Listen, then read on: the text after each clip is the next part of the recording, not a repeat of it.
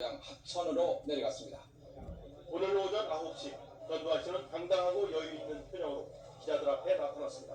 저는 이미 지난 13대 국회의 청문회와 장기간의 검찰 수사 과정을 통해 12.12, 5.17, 5.18 등의 사건과 관련하여 제가 할 수 있는 최대한의 답변을 한 바 있고, 검찰도 이에 의하여 적법 절차에 따라 수사를 종결한 바 있습니다.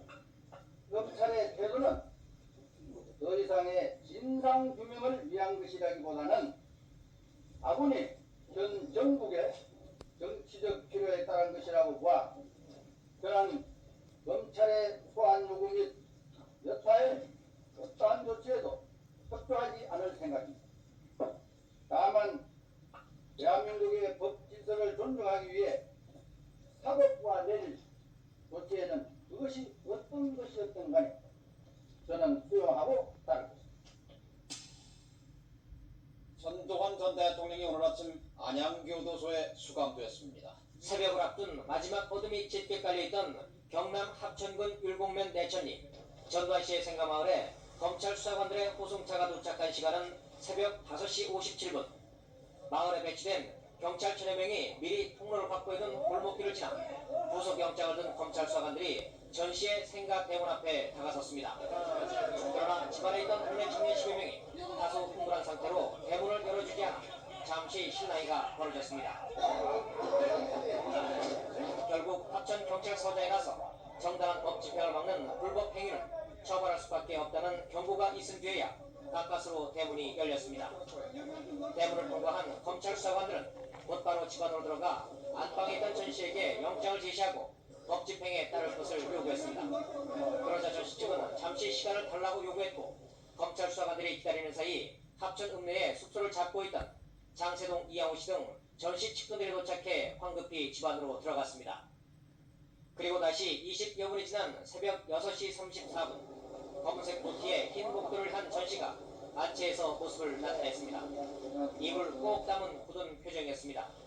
전 씨가 안채에서 내려서자 피의자를 방송할 땐 의뢰 그렇게 하듯 검찰 수사관들이 다가와 팔짱을 꼈고, 그러자 전 씨는 다소 불쾌한 듯 검찰 수사관에게 구호라 한마디를 던졌습니다. 마당을 지나는 짧은 시간 동안 동네 청년들이 큰 소리로 몇 마디 위로의 말을 건네자 전 씨는 가볍게 손을 흔들어 보였습니다. 그러나 굳은 표정이 보이지는 않았습니다.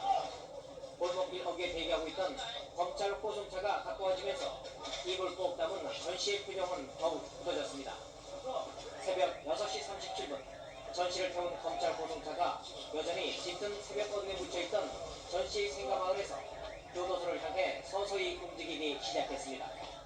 그 호송차 뒤로 전 씨를 뒤따라온 동네 청년들이 던지는 짧은 위로의 말은 전 씨의 구속 집행을 지켜보던 이 지역 민주단체 회원들의 진상규명 철저라는 외침 소리에 그치고 있었습니다. 전두환 전 대통령이 오늘 아침 안양교도소에 수감됐습니다.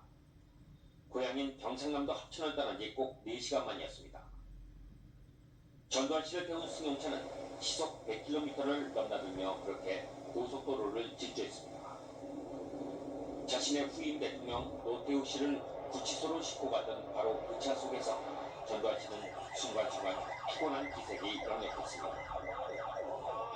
12.12 군사 반란과 5.18 광주 학살의 피의자 전두환 씨를 태운 차는 그 속도만큼이나 역사를 숨가쁘게 기록했습니다.